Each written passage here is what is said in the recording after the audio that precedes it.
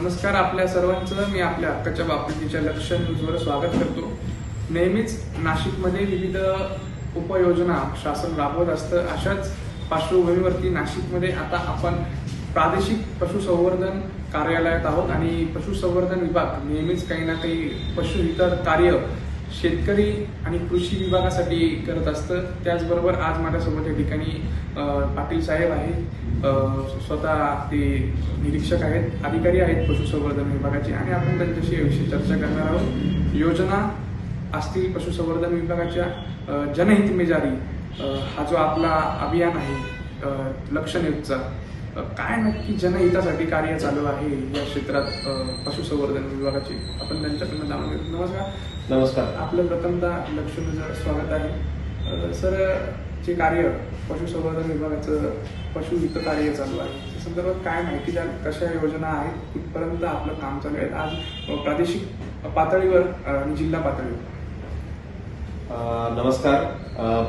प्रथमतः पशुसंवर्धन विभागामार्फत ज्या काही योजना किंवा जे काही काम केलं जातं त्याच्या संदर्भात आपण थोडक्यात माहिती या अनुषंगाने घेणार आहोत। आणि ऍक्च्युअली शेतकऱ्याच्या दारापर्यंत पोहोचून हा विभाग कोणत्या प्रकारच्या सेवा देत असतो ह्या सगळ्या गोष्टींची चर्चा आणि प्लस याचा उपयोग कसा शेतकऱ्यांच्या दारापर्यंत पोहोचतोय याविषयी आपण स्कीमच्या याच्यातून बोलणार आहोत। तर प्रथमतः ह्या पशुसंवर्धन विभागाचा उद्देश जो आहे तो अतिशय क्लिअर क्रिस्टल असा आहे, म्हणजे शेतकऱ्यांच्या आर्थिक उन्नती तसेच त्यांचं आर्थिक उन्नती करून त्याच्यामध्ये जीवनमान त्याचं उंचावणे हा मुख्य उद्देश या पशुसंवर्धन विभागाने शेतकऱ्यांच्या दृष्टीने ठेवलेला आहे। आता हे साधायचं जर असेल तर त्यासाठी आपल्याला प्रत्येक त्या शेतकऱ्याच्या दारापर्यंत पोहोचून त्याच्याकडे वेगवेगळ्या ज्या स्कीमच्या माध्यमातून जे असेट जे आहे तर हे असेट त्याला देऊन त्याच्या थ्रू त्याची आर्थिक परिस्थिती आणि त्याचं जीवनमान उंचवण्याचं उद्दिष्ट हे हा विभाग अविरतपणे आजपर्यंत आजच्या डेट पर्यंत करत आहे आणि इथून पुढे पण तसा प्लॅन पूर्ण योजना पूर्ण तशी आहे की शेतकऱ्याच्या या परिस्थितीमध्ये असेट याचा अर्थ असा होतो की आपण त्याला शेळी गटाच्या माध्यमातून, त्याच्यानंतर गाय किंवा म्हैस गटाच्या माध्यमातून किंवा कुक्कुट पालनाच्या माध्यमातून, तसेच महत्वाचा जो पार्ट आहे ह्या सगळ्या जनावरांचं आरोग्य जे आहे हे जोपासण्याच्या अनुषंगाने त्याचं आरोग्याची काळजी ह्या सगळ्या बाबींच्या अनुषंगाने हा विभाग अविरतपणे सतत काम करीत आहे। तर यामध्ये प्रामुख्याने आपल्याला योजना जर सांगायच्या म्हटल्या तर आपल्या 3-4 योजना आहेत। याच्यामध्ये सर्वात आता प्रचलित जी योजना आहे ती आहे राष्ट्रीय पशुधन अभियान। या अंतर्गत NLM अंतर्गत आपल्याला जे काही एफपीओ असतील, फार्मर प्रोड्युसर कंपन्या असतील किंवा वैयक्तिक शेतकऱ्याची इच्छा असेल तर ह्या NLM अंतर्गत त्याला निश्चितच भाग घेऊन त्याच्याकडे ही योजना राबवण्यात आल्यानंतर त्या योजनेच्या अंतर्गत त्याला त्याच्यामध्ये रिसर्च ओरिएंटेड पण म्हणजे त्याच्याकडे आपल्याला काम करता येणार आहे अशी प्रोव्हिजन त्या योजनेमध्ये केलेली आहे। आणि या योजनेच्या अंतर्गत जी काही बाबी समाविष्ट केलेल्या आहेत त्याच्यामध्ये गोट प्रोड्युसिंगसाठी किंवा गोट रिअरिंगच्या अनुषंगाने स्कीम आहे। गोट म्हणजे शेळी आणि मेंढी पालनाच्या अनुषंगाने योजना आहे। त्यानंतर त्याच्यामध्ये कुक्कुट पालनाच्या अनुषंगाने योजना आहे आणि तिसरी जी आहे ती वराह पालनाच्या अनुषंगाने त्याच्यामध्ये योजना जी समाविष्ट केलेला आहे। आणि अजून 2 योजना याच्यामध्ये समाविष्ट आहेत, त्या म्हणजे चारा वैरण विकासाचं एक योजना याच्यात समाविष्ट आहे। आणि या वैरण विकासीसोबत मुरघास बेलर मशीन वगैरे मुरघास जे आजकाल खूप प्रचलित आहे आणि दुष्काळजन्य परिस्थितीमध्ये त्याची खूप मोठी उपयुक्तता ही मुरघासाची असल्याने ती पण स्कीम त्याच्यामध्ये समाविष्ट करण्यात आलेली आहे। तर अशा ह्या 4-5 योजना या शेतकऱ्यांच्या दृष्टीने या राष्ट्रीय पशुधन अभियान अंतर्गत समाविष्ट केलेले आहेत। तर शेळी गटाचं जर आपण उदाहरण घेतलं तर शेळी गटामध्ये 100 शेळ्या 10 बोकड असं 500 शेळ्यांपर्यंत आपल्याला तो युनिट करता येऊ शकतं। आणि त्या युनिटमध्ये आपण 500 शेळ्या आणि 25 बोकड अशा प्रकारची 100, 200, 300, 400, 500 तर हे जे असं स्वरूप जे ठेवलेलं आहे तर ते शेतकऱ्याची किंवा त्या फार्मर प्रोड्युशन कंपनी असेल किंवा महिला बचत गट असेल यांची जी कॅपॅसिटी आहे आणि त्यांच्या कॅपॅसिटीच्या अनुषंगाने त्याच्यामध्ये विचार करून हे 100 पासून 500 शेळ्यांपर्यंतचं निश्चितच या योजनेचं याच्यामध्ये प्रोव्हिजन केलेलं आहे. त्याच्यासाठी निवडीचा क्रायटेरिया जे आहे तो बँकेकडून प्रपोजल ते तयार करून घ्यावं लागतात. बँकेकडून प्रपोजल तयार करून उद्यमी नावाची जी साईट आहे त्या साईटवर प्रत्येक शेतकरी किंवा जे कोणी इंटरेस्टेड ऑनलाईन सुद्धा बघता येऊ शकतं. येस, त्याच्यासाठी हे आपल्या विभागाची जी वेबसाईट आहे सर त्याच्यामध्ये ऑनलाईन रित्या प्रत्येक शेतकऱ्यालाही बघता येऊ शकतं. काय वेबसाईटचं नाव? वेबसाईटचं नाव आहे www.asd.maharashtra.gov.in. तर या वेबसाईटवर आपण जर क्लिक केलं तर आपल्या लेफ्ट साईडला तिथं ह्या NLM अंतर्गत या सगळ्या योजनांचा समावेश त्याच्यात केलेला आहे. NLM म्हणजे नॅशनल लाईव्हस्टॉक मिशन म्हणजेच राष्ट्रीय पशुधन अभियान. हे केंद्र शासनाने काही योजना जारी केल्या आहेत का यामध्ये? बरोबर. याच्यामध्ये ही योजना केंद्र शासन पुरस्कृतच आहे. त्याच्यानंतर याच्यामध्ये 50% ही सबसिडी ठेवलेली आहे. तर 50% हिस्सा जो राहील हा केंद्र शासनाचा शेतकऱ्याला सबसिडी रूपाने त्याच्या डायरेक्ट बँक खात्यामध्ये जमा होणार आहे. आणि या शेळी गटाच्या स्कीम सोबत याच्यामध्ये 1000 आपले जे पक्षी जे आहे अंडी देणारे त्याचा पण या योजनेमध्ये समावेश आहे. त्यानंतर वराह पालनाच्या योजनेचा याच्यामध्ये समावेश हा केलेला आहे. 50 मादी आणि 5 नर आणि 100 मादी 10 नर अशा प्रकारे या योजनेचा याच्यात समावेश हा केलेला आहे. आता काही नवीन योजना मुख्यमंत्री किंवा या संबंधित मंत्र्यांनी काही जारी केल्या आहेत का येत्या आठवड्याभरात किंवा महिन्यात? आता सद्यस्थितीमध्ये आपली मुख्यमंत्री पशु स्वास्थ्य योजना जी आहे ही गेल्या 2 वर्षापासून अविरतपणे चालूच आहे. याच्यामध्ये प्रत्येक गावामध्ये म्हणजे खास करून याच्यामध्ये जी गावं निवडलेली आहेत आपण तर ही मोबाईल व्हॅन तिथे देण्यात आली आहे. त्याच्यामध्ये आपण सेवानिवृत्त झालेले जे आपले पशुवैद्यक जे आहेत ते त्याच्यामध्ये आपण कॉन्ट्रॅक्ट स्वरूपाने म्हणजे मानधन स्वरूपात घेतलेले आहेत. आणि ते प्रामुख्याने आदिवासी भागामध्ये हे आपल्या मोबाईल व्हॅन जिथं काही अडचणी असतात डॉक्टरांना पोहोचण्याच्या किंवा व्हॅकंट पोझिशन भरपूर असतात तर अशा ठिकाणी ह्या मोबाईल व्हॅन देऊन म्हणजे आपली ही पशुवैद्यकीय सेवा ही पूर्ण शेतकऱ्याच्या दारापर्यंत पोहोचेल अशा दृष्टीने ही मुख्यमंत्री पशु स्वास्थ्य योजना सुरू झाली आहे. दुसरी एक केंद्र शासनाने मोबाईल व्हॅन केंद्र पुरस्कृत एक योजना सुरू केलेली आहे. त्याच्यामध्ये मोबाईल व्हॅन दिलेली आहे आणि त्या मोबाईल व्हॅन अतिशय अद्ययावत स्वरूपाचे असल्याने त्याच्यामध्ये कंटेनर आहेत. म्हणजे कृत्रिमरित्या डॉक्टर जात असताना खेड्यापाड्यामध्ये जात असताना जर एखादी गाय किंवा म्हैस त्यावेळेस जर माझावर असेल तर निश्चितच त्या मोबाईल व्हॅनमध्ये तशी सुविधा करून ठेवलेली आहे. त्यांच्या थ्रू त्यांना कृत्रिम रेतनाची सेवा दिली जाईल. औषधोपचार असतील त्या औषधोपचाराची सेवा दिली जाईल. अशा प्रकारे ह्या 2 योजना आपल्या ह्या राज्य शासनामार्फत आणि केंद्र शासनामार्फत सुरू आहेत.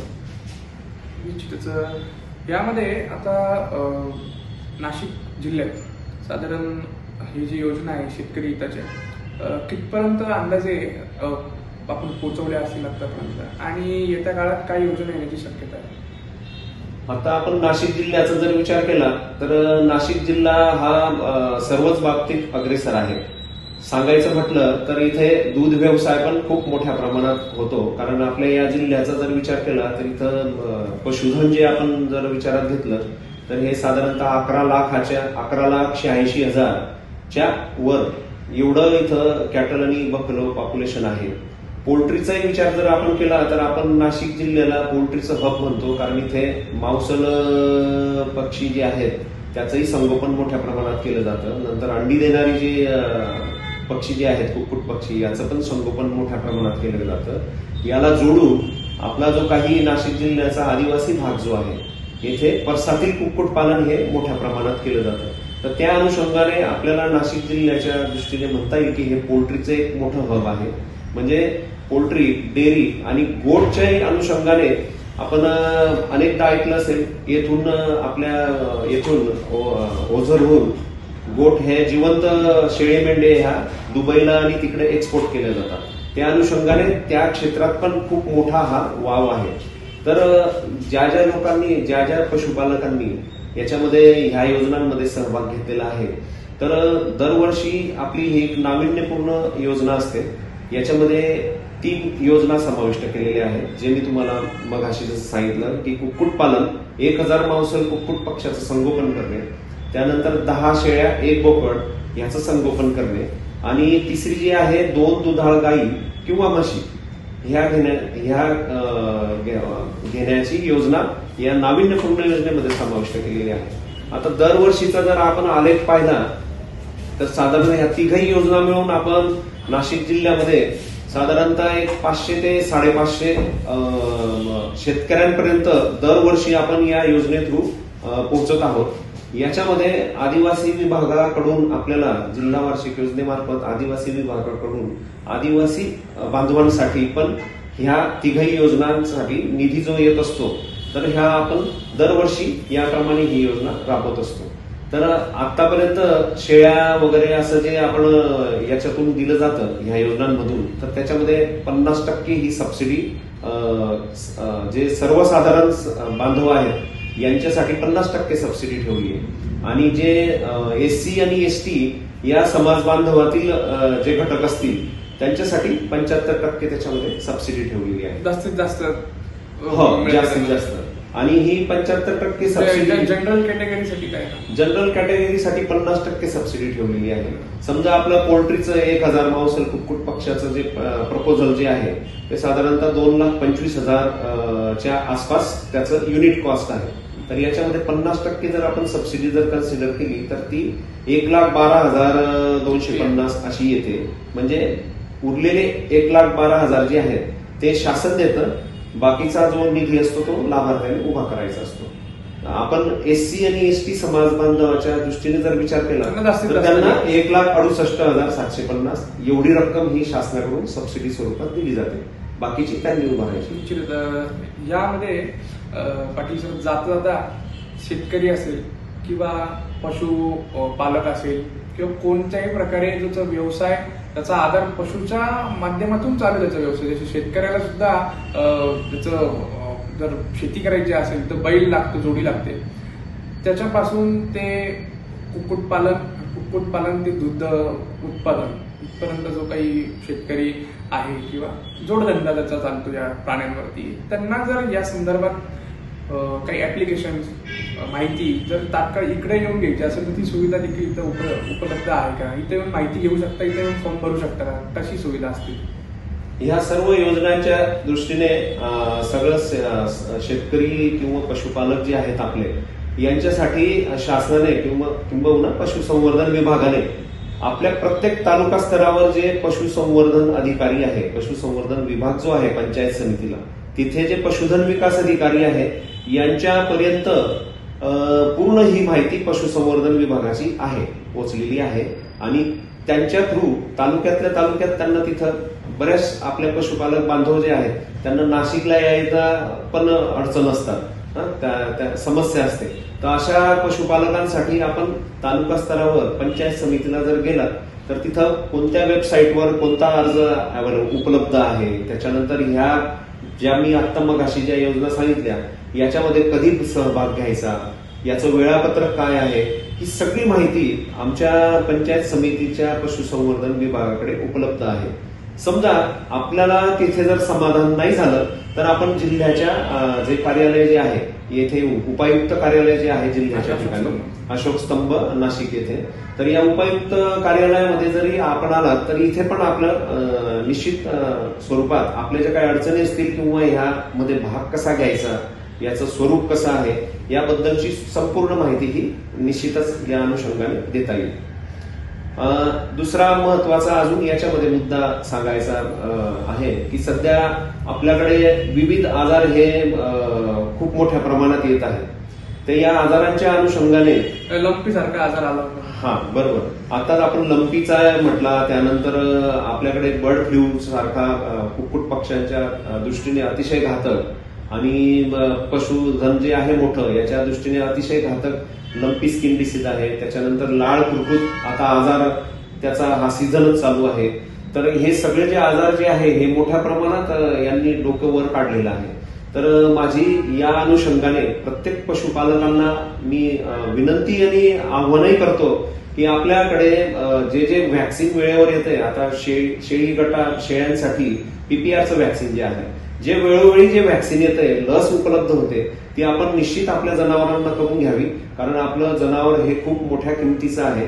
किंबहुना मी असं म्हणेल की गाई किंवा म्हशीचा जर विचार केला तर 80,000च्या खाली आपल्याला गाय मिळत नाहीये सध्या मार्केटमध्ये. आपलं एवढं महत्वाचं जे आणि उत्पन्न देणारं जे आपल्याकडे जे पशुधन आहे, याला निश्चितच याला आपण सिक्युअर ठेवलं पाहिजे. त्याचा आजाराला बळी पडू नये म्हणून त्याच्यासाठी लसीकरण करणं खूप महत्वाचं आहे. याला जोडून अजून आमच्या माननीय सचिव महोदय जे आहेत यांच्या संकल्पनेतून इनफर्टिलिटी म्हणजे वंध्यत्व निवारण शिबिरांचं आयोजन हे मोठ्या प्रमाणात, हे अभियान स्वरूपात मोठ्या प्रमाणात पूर्ण महाराष्ट्रावर राबवलं जात आहे. त्यामध्ये आपलं नाशिक जिल्ह्यामध्ये मोठ्या प्रमाणात ते राबवलं जात आहे. त्याच्यामध्ये आपण जे काही वंध्यत्व असणारी जी प्रत्येक गावामधली जी गुरं आहेत, गुरं म्हणजे गाय किंवा म्हैस, ते आपण याच्यामध्ये घेतलेली आहे आणि त्यांचं योग्यरित्या तपासणी करून नंतर कशामुळे वंध्यत्व आलेलं आहे याचं निदान करून त्याला त्याप्रमाणे औषधोपचार देऊन त्याला ते प्रजननामध्ये आणून प्रेग्नंट करण्याच्या दृष्टीने आपली ही अभियान मोठ्या प्रमाणात सगळ्या गावांमध्ये सुरू आहे. तर या अनुषंगाने आपल्याला पुन्हा पशुपालकांना आवाहन करतो की या अभियानाचा आपण पूर्णतः लाभ घ्यावा, जेणेकरून आपल्याकडच्या कोणती गाय असेल किंवा म्हैस असेल तर हे वंध्यत्व वाचून ती वंध्यत्वाला बळी पडणार नाही आणि उत्पादन त्या अनुषंगाने आपलं खुंटणार नाही. सर धन्यवाद पाटील सर. खूप चांगलं आपण या ठिकाणी वेळ काढून जनहित में जारी या जो विशेष कार्यक्रम आहे आमच्या लक्ष न्यूजचा, त्यामध्ये सहभाग नोंदवून मार्गदर्शन केलं.